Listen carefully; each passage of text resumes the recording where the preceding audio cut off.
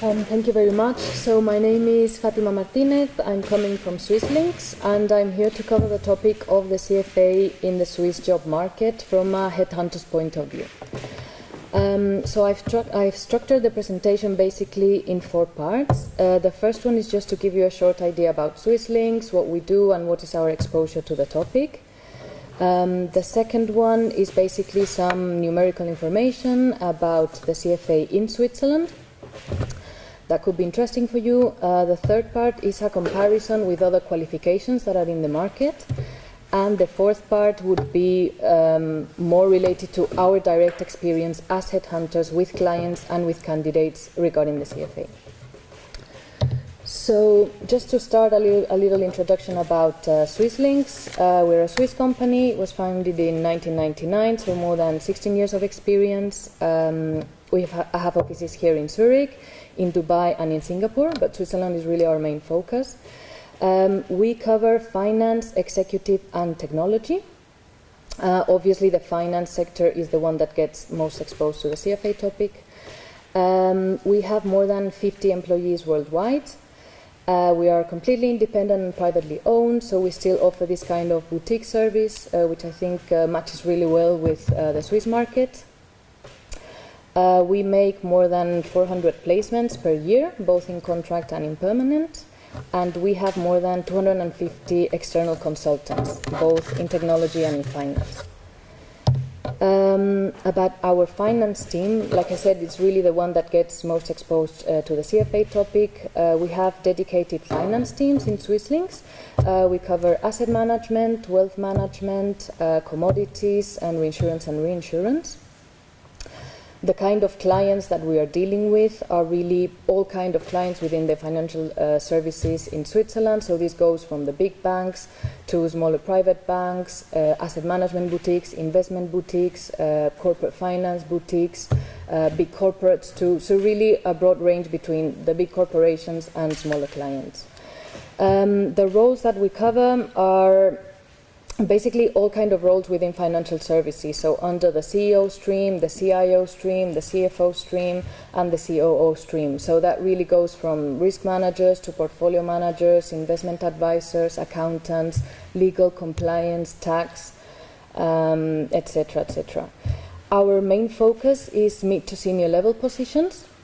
We also cover junior ones, but I would say most of our focus is mid to senior. And we do contingency, retained, and mandate searches. So I guess for the CFA topic, it's actually covered in the 3 kind of searches that we do. And about myself, I've been with Swisslinks for 6 years now. I have a legal background, and I'm currently covering wealth and asset management. So within the clients that I've mentioned and the roles that I've mentioned. The overview that I suggested before about the numerical information that I think is interesting, as my predecessor mentioned, the CFA in Switzerland and the kind of careers where we see it. The first one would be portfolio management. Like he said before, I think it's not a surprise in Switzerland because it's really a hub for asset and wealth management. So it's a typical role where we have CFA charter holders. We also have in the second place research analyst, but I think a little bit less that in comparison to the global average. It could be because we are not a main hub for investment bank as USA could be or London. And then, as mentioned before, it's quite parallel to the global comparison, so we see it a lot in C-level roles, mainly CFOs and CIOs, and then specialized roles such as financial advisors or roles in corporate finance. We also see there roles like relationship managers, which I think adds that extra technical knowledge to this kind of positions. Another interesting graphic is the number of new CFA charter holders in Switzerland since the start of the diploma. So we can see it's really, the trend is to go up. Outside the US, Switzerland is one of the earliest countries to have a sizable number of CFAs. It's probably because it's one of the most important hubs in the world for finance. And in the last years, we have seen that it has stabilized a little bit, but it's also due mainly because of the size of the country. But it still remains one of the top 10 countries for new CFAs worldwide.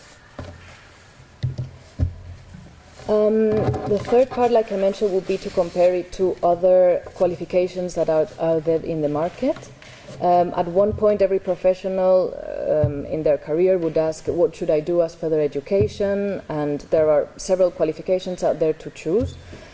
One that I think is interesting to compare it with would be the MBA.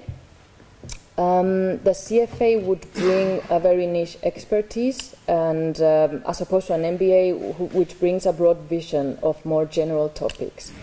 I think that's an important distinction. The CFA is more directed to investment professionals, so like we said before, portfolio managers, investment advisors, investment analysts, to pick up really analytical skills. And the MBA is mainly more focused to build a career more in management, in operations, or in finance in general. The CFA would be maybe more targeted to investments and private banks, and the MBA could be more targeted to corporate, to the corporate world, but I guess that's a discussable point. One of the arguments in favor of the MBA is the network that it provides you during the studies. But one can also say that the CFA could provide you as good network as that, maybe after once you join the societies. A very important point in favor of the CFA is the how inexpensive it is compared to an MBA. It really is an investment.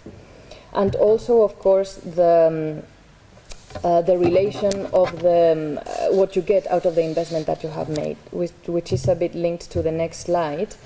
I couldn't find it in Swiss francs, but this shows a bit the average salary, this is in dollars, of professionals with CFA or with MBA.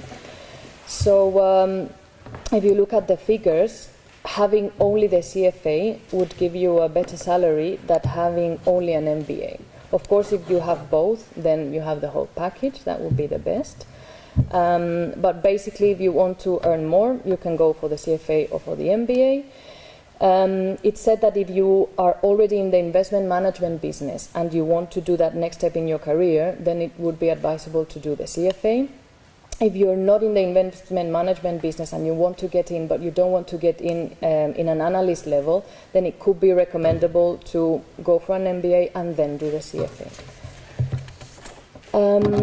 Another comparison that could be interesting is to compare it to the FRM.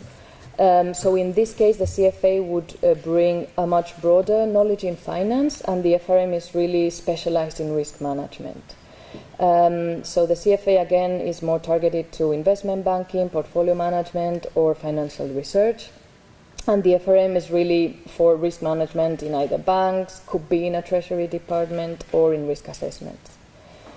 The CFA per se doesn't have really a direct competition of another diploma, and the FRM has the PRM. The CFA is slightly easier for professionals or for students with an accounting background, and the FRM would be easier for those who have a more quant or mathematical background. So at the end of the day, what do our clients say, and what is our experience at headhunters, as headhunters in the topic? So who are the clients that are basically asking for the CFA? It's basically all our clients across the board. So that includes private banks, wealth managers, family offices, asset managers. All these boutiques are really looking for this technical expertise, but also the big banks, the big private banks and investment banks want that in their professionals too. And like mentioned before, in corporate finance and private equity boutiques, it's also winning a big place. For what kind of roles is the CFA demanded? So like mentioned before, we really see it a lot in portfolio managers and investment advisors, as well as investment analysts. I would say that these three are really the top. I've had clients who literally have asked for no candidates without the CFA, so it really gets to that level. Also financial analysts, and at C level is always a nice to have. When is a good moment to go for the CFA in a career of a professional? So at the end of the day, any time is highly valuable. At the beginning, for junior roles, even having just the level 1 already gives you that extra for clients. So I've had clients where they were looking for analysts, and they have told me that if the candidate doesn't have the whole of the 3 levels, even just having passed the level 1 is already enough for them. And it could be that you do the level 2 after 1 year or after 2 years, but it shows that that's the direction that the candidate wants to go. I think it could be also a good point to do the CFA when you're unemployed. So at the moment, we see that there are a lot of restructurings going on, people are losing their jobs, people are between jobs, and it's not very nice to have in the CV a break of, I don't know, 6 months or even 8 months. So, because clients always ask, what has the person been doing in these months? So always saying that you have been studying for the CFA is a really good way of filling that gap. Why are our clients asking for the CFA, or why would be interesting for candidates to do the CFA? So the most important part, it really gives you a solid grounding in up-to-date financial knowledge, like we all know. What it's very important, I think, is that it's highly transferable across geographies. So Switzerland is a very international market, and we see candidates coming from everywhere, and we don't always know what degree they have studied or what exactly that university is. If it's a famous one, then okay, but if we see a master's from business from a university in France, the client doesn't really know what it is. But the CFA, everyone knows what it is, everyone knows the value it has. So that's a very important point. It really dresses up a CV or a business card. I think it really gives that quality stamp that is very nice to have. It's also seen for clients as a signaling effect from successfully completing the exams. So it shows that the person has the willpower to do it. Most of the times the CFA is a self-study diploma.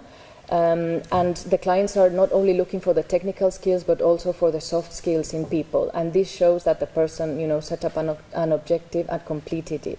So they also see it from that point of view. When comparing candidates, it can be a decisive factor. So like I said, a lot of clients are not even looking for certain positions at candidates without the CFA. So it can really be a knockout factor. And it really justifies a pay raise, which I guess it's also important for the professionals. If a person has done the CFA and changed his job, or even in their own job, they ask for it, and the clients see that there is a good reason. So at the end of the day, from our perspective, it's really an investment in a career of a professional, and I think it really pays off. If you have any questions at this stage? Yes? Your Swiss clients make a difference between CFA and outside. So if they when I read job description in Switzerland, there's no difference. And if when we speak about global jobs, then we need CFA. But still in Switzerland, I think the CFA is a little bit more prestigious, and I've seen it more demanded by clients than others, and especially than the ASEC one. I think it gives that quality stamp. It's really more internationally recognized. It has, I think the name is just better in the market. Any other questions? Do clients distinguish between CFA and ASEC? Sometimes they just write both or tell both that both are nice to have, but I haven't seen as much force into the ASEC as I've seen in the CFA. I've never had a client saying, I will not see a candidate who doesn't have the ASEC, and I have had clients saying, I will not see a candidate who does not have the CFA. So I guess that's the experience that I've had with these two.